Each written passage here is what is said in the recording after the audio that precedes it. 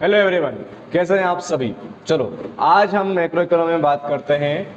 अगला टॉपिक जो कि जिसके बेसिस पर हम नेशनल इनकम कॉन्सेप्ट को कैलकुलेट करना सीखेंगे और बेसिक कॉन्सेप्ट के बारे में हम आज डिस्कस करेंगे। तो पहला जो टॉपिक है इसमें वो है इन्वेस्टमेंट।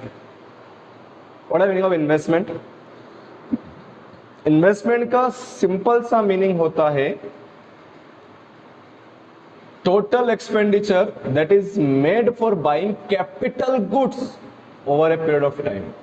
इन्वेस्टमेंट का मतलब हमने क्या पढ़ा था फाइनल गुड्स में, which are purchase for a consumption और इन्वेस्टमेंट पर्पस। और जो इन्वेस्टमेंट पर्पस के लिए परचेज करेंगे उनको कौन से गुड्स बोलेंगे? हम कैपिटल गुड्स बोलेंगे। तो जो एक्सपेंडिचर एक टाइम पीरियड में मतलब एक साल में किसमें किया गया है? कैपिटल गुड्स को परचेज करने में किया गया है, जो इन्वेस्टमेंट पर्पस के लिए किया गया है, उनको हम क्या बोलेंगे? उनको हम बोलेंगे investment. Gross investment is an amount that company has invested in a particular asset और the business as a whole without considering depreciation for the same. Gross investment word जो आया, ग्रोस का मतलब होता है जो परचेज प्राइस है investment की, जिसमें आपने खरीदा है। जैसे मान लेते हैं ये रोड इन्वेस्टमेंट है गवर्नमेंट के लिए इकोनॉमी में, बिल्कुल सर ये इन्वेस्टमेंट है। अब ये तो इन्वेस्टमेंट है बेटा, ये जब बनाया गया है तब इसकी जो वैल्यू है वो वैल्यू कहलाती है ग्रोस इन्वेस्टमेंट। मतलब इसको बनाने में जो खर्च आया अभी उसको हम क्या बोलेंगे? ग्रोस इन्वेस्टमेंट बोलेंगे। अब एक नया वर्ड है हमारे पास, डेप्रिसिएशन। जो कॉमर्स वाले बच्चे उनको अच्छे से पता है डेप्रिसिएशन क्या होता है, 11th में बहुत पढ़ा है आपने। जो अदर देन कॉमर्स है, जो इकोनॉमिक्स पढ़ रहे हैं लाइक आर्ट स्टूडेंट्स, उनके लिए डेप्रिसिएशन नया वर्ड है। वो क्या होता है वो हम समझेंगे बेटा अभी। हम पहले इन्वेस्टमेंट, ग्रोस इन्वेस्टमेंट पर ही बात कर रहे हैं कि जो पैसा आपने लगाया है, मान लो एक आपने मशीन खरीदी, ये जो मशीन खरीदी इन्होंने, वो मशीन खरीद 10 लाख रुपए में, तो ये 10 लाख रुपीज है। तो 10 लाख रुपीज जो है वो क्या कहलाएंगे? आपके ग्रोस इन्वेस्टमेंट कहलाएगा। इकोनॉमी कोई भी कर रहा है, गवर्नमेंट कर रही है, प्राइवेट सेक्टर कर रहा है, कोई भी कर रहा है, अगर बिजनेस में या असेट्स में एडिशन हो रहा है हमारी इकोनॉमी की, net addition in the assets, assets बढ़ रही है एक साल में। किसी भी एक इंडिविजुअल ने खरीदा है, बिजनेस ने खरीदा है, गवर्नमेंट ने खरीदा है, किसी ने भी खरीदा है। मान लो आपने मोबाइल खरीदा है, किसके लिए? यूज करने के लिए नहीं, आपने मोबाइल खरीदा है आपके बिजनेस के लिए। आपने लैपटॉप खरीदा है आपके बिजनेस के लिए, आपने मोबाइल गाड़ी खरीदी आपके बिजनेस के लिए। तो ये सब क्या कहलाएंगे आपके लिए? ग्रोस इन्वेस्टमेंट कहलाएंगे, क्योंकि आपने परचेज किया और जो परचेज प्राइस होगी वो कहलाएगा आपका इन्वेस्टमेंट इकोनॉमी में। अब एक मोबाइल फोन खरीदा आपने, मान लेते हैं purchase the mobile phone rupees 10,000, 10,000 रुपए मान लेते, छोटा मोटा मोबाइल खरीदा आप 10,000 रुपए में, और आपने उसको पूरे एक साल यूज किया। एक साल बाद उसकी वैल्यू 10,000 रहेगी, 11,000 रहेगी, 10 से कम रहेगी, लेस देन 10,000 रहेगी। क्या क्या लगता है आपको? 10,000 से ज्यादा या 10,000 से कम? मोर देन 10,000 और लेस देन 10,000? क्या लगता है आप? सर डेफिनेटली हर एक छोटे बच्चों को बताया कि मोबाइल फोन खरीदने के बाद उसकी वैल्यू कम हो जाएगी, वो कहीं ना कहीं 7 या 8,000 में बिकेगा। क्यों, ऐसा क्यों हुआ? क्या रीजन है इसके पीछे की वैल्यू कम हो गई? इसके पीछे का सिंपल सा रीजन है कि आपने उस मोबाइल को यूज किया, तो यूज करने की वजह से उसमें कहीं ना कहीं क्या हुआ? वियर एंड टियर आया, टूट फूट हुई। सर बिल्कुल फ्रेश रखा हुआ है तो ऑब्सोलेंसी हो गई टेक्नोलॉजी की। जिस टेक्नोलॉजी मोबाइल आपने खरीदा वो टेक्नोलॉजी अब अपग्रेड हो चुकी है। फ्रेश रखा तो क्या हो गया? ऑब्सोलेंस हो गया, वो आपका मार्केट से बाहर हो गया, तो इससे उसकी वैल्यू क्या हो गई? कम हो गई। और जो वैल्यू कम होती है वही तो कहलाता है डेप्रिसिएशन। ये 2,000 रुपए कम हो गए, जो 8,000 रुपए जो वैल्यू बची है उसकी, वो कहलाएगा आपका नेट इन्वेस्टमेंट। नेट इन्वेस्टमेंट का मतलब क्या होता है सर? नेट इन्वेस्टमेंट का मतलब वही होता है कि ग्रोस में से किसको हटाना पड़ेगा आपको, जितनी वैल्यू उसकी कम हुई उसको हटा दो तो ऑटोमेटिकली नेट वैल्यू पता चल जाएगी। सबकी होती है, चाहे वो सड़क हो, चाहे बिल्डिंग हो, चाहे प्लांट हो, चाहे मशीनरी हो, चाहे मोबाइल फोन हो, फर्नीचर हो, कुछ भी हो, सब पर क्या लगता है, डेप्रिसिएशन लगता है। उसकी वैल्यू कम होती है due to wear tear, obsolescence, time efflux, बहुत सारे रीजन हो सकते हैं। डिटेल में पढ़ना है तो 11th क्लास में डेप्रिसिएशन पढ़ना पड़ेगा आपको, तो समझ में आ जाएगा। अभी उसके बारे में बात नहीं करेंगे। So net investment takes into the account कब लेंगे, डेप्रिसिएशन को कंसिडर करके। Depreciation is calculated by the subtracting the depreciation from the gross investment. Gross investment में से किसको माइनस करना है आपको, डेप्रिसिएशन को माइनस करना है। तो आपके पास क्या आ जाएगा, नेट इन्वेस्टमेंट। पता तो करें कि जिस दिन पैसा लगाया था उस दिन से लेकर आज उसकी वैल्यू कितनी बची हुई है।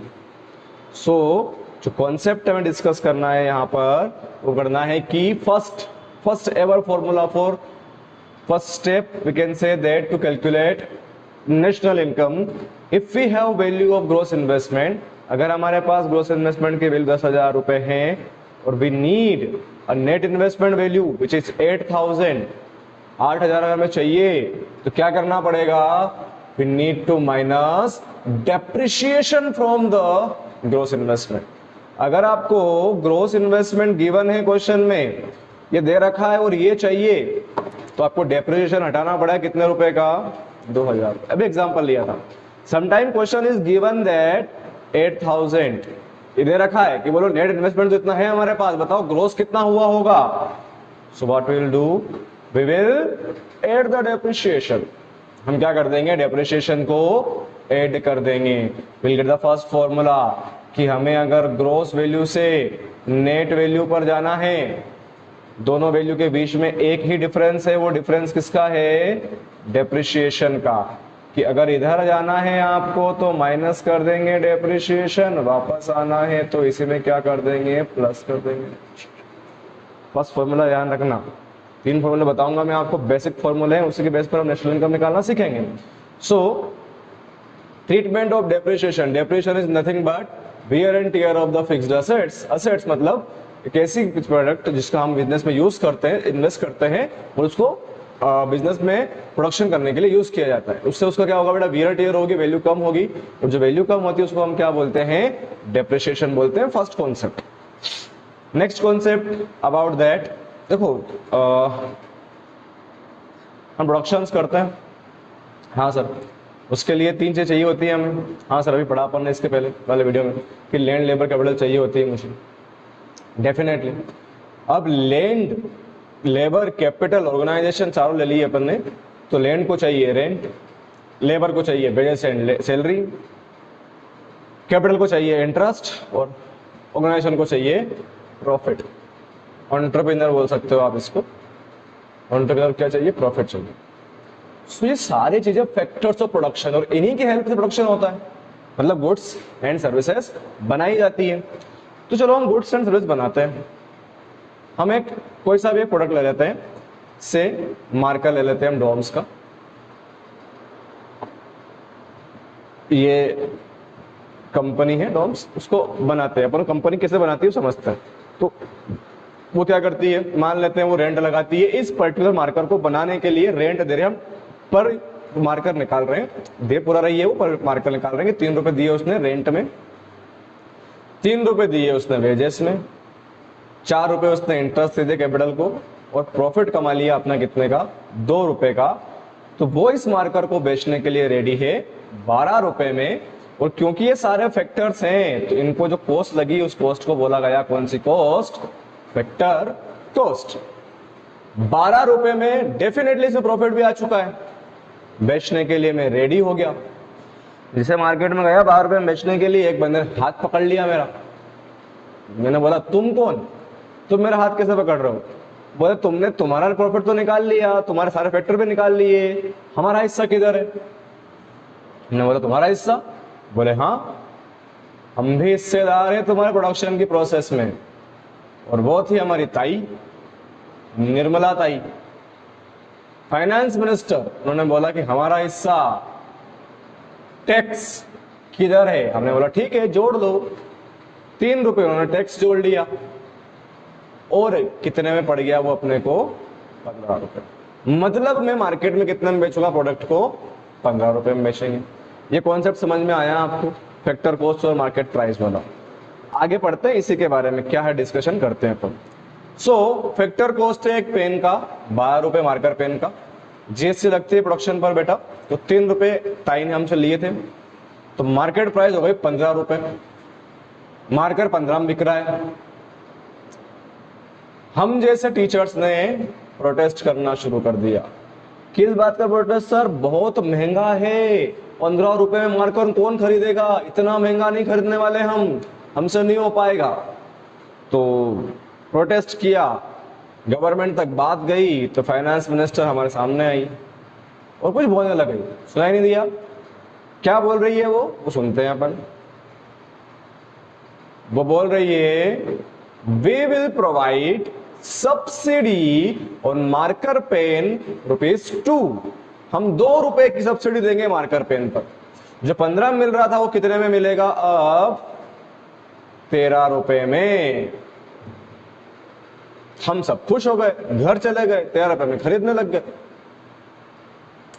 अब ये 2 रुपए सब्सिडी दिया निर्मला सीतारमण ने, हमारी फाइनेंस मिनिस्टर ने हमको, तो उसको लगा कि एक स्माइल से जो बिजनेसमैन है उनसे बोलेंगे जो तुमने 12 रुपए का तुम्हारी फैक्टर कॉस्ट है ना, उसमें 2 माइनस करो जरा, मैं अपना टैक्स 3 रुपए लूंगी। ये क्या बोल रहे हैं?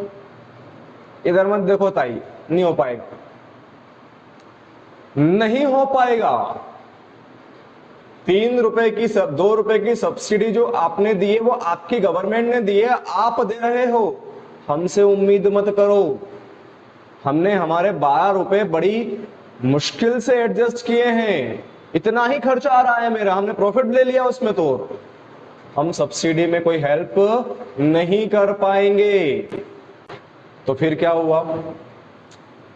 ताई ने बोला ठीक है तुम मत करो, हमारी गवर्नमेंट करेगी। तो उन्होंने टैक्स जो 3 रुपए का जो था, उस 3 रुपए के टैक्स में से कितना माइनस कर दिया? सब्सिडी माइनस कर दिया 2 रुपए का। तो नेट इनडायरेक्ट टैक्स आ गया हमारे पास कितने का? 1 रुपए का। Net indirect tax, net indirect tax का फॉर्मूला है, आप इनडायरेक्ट टैक्स में से किसको माइनस करोगे? सब्सिडी को माइनस करोगे, तो आपके पास आएगा नेट इनडायरेक्ट टैक्स। तो ये हमारा बेसिक फॉर्मूला निकालने के लिए एनआईटी का यूज किया जाएगा। और फैक्टर कॉस्ट कितना है? 12 रुपए। एनआईटी है हमारा कितने का?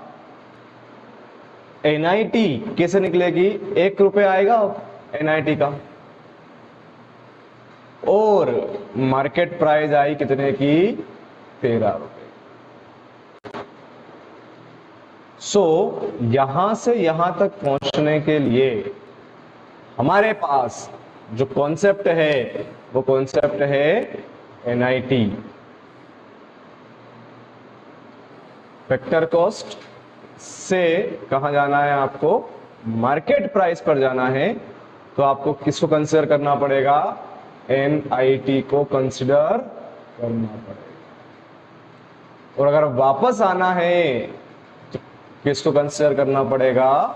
एनआईटी को माइनस। अभी 12 में +1 किया मैंने तो 13 हो गया, 13 में से -1 कर दूंगा तो वापस कितना आ जाएगा? 12 आ जाएगा। सेकंड फॉर्मूला कि फैक्टर कॉस्ट से मार्केट प्राइस पर जाना है, तो एनआईटी, एनआईटी मतलब नेट इनडायरेक्ट टैक्स, और उससे करना पड़ेगा, एडजस्ट करना पड़ेगा। ठीक है, चलो नेक्स्ट हम बात करें 2 नए कॉन्सेप्ट्स की। लास्ट फॉर्मूला है हमारा वो डोमेस्टिक इनकम और नेशनल इनकम। डोमेस्टिक इनकम का मतलब होता है इंडिया में अर्न की गई इनकम, इंडिया में अर्न की गई इनकम। कोई भी कमा रहा हो is not important, important is that with in India कमाई गई है, इंडिया की लैंड पर, इंडिया की डोमेस्टिक टेरिटरी में कमाई गई है, उसको हम क्या बोलेंगे, डोमेस्टिक इनकम बोलेंगे। जो इंडिया की लैंड पर कमाई, भले वो रेसिडेंट ने कमाई हो, नॉन रेसिडेंट ने कमाई हो, किसी ने भी कमाई हो, अगर अर्निंग यहां पर की गई है हमारे इंडिया में, तो इंडिया की डोमेस्टिक टेरिटरी में इंक्लूड होगा, डोमेस्टिक इनकम में इंक्लूड होगा। उसको इंडिया की डोमेस्टिक इनकम बोलेंगे, जीडीपी बोलेंगे।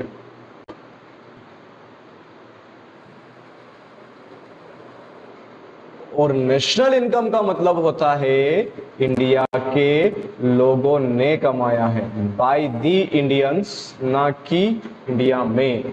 ये विद इन अ इंडिया होता है, विद इन इंडिया, इंडिया में कमाया domestic income, by the Indian, India ने कमाया नेशनल इनकम।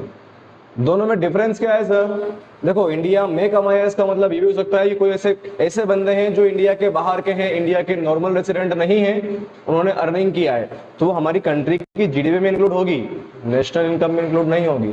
नेशनल इनकम में निकालने के लिए, जानने के लिए क्या करना पड़ेगा मुझे? नेशनल इनकम में जाने के लिए मुझे समझना पड़ेगा कि कौन कौन से ऐसे बंदे हैं जो इंडिया के नहीं और इंडिया में कमा रहे हैं, तो उनकी इनकम को हटाना पड़ेगा। और कुछ लोग ऐसे होते हैं जो इंडिया के थे होते हैं लेकिन बाहर जाकर अर्निंग कर रहे होते हैं, उनकी इनकम को यहाँ प्लस करना होता है।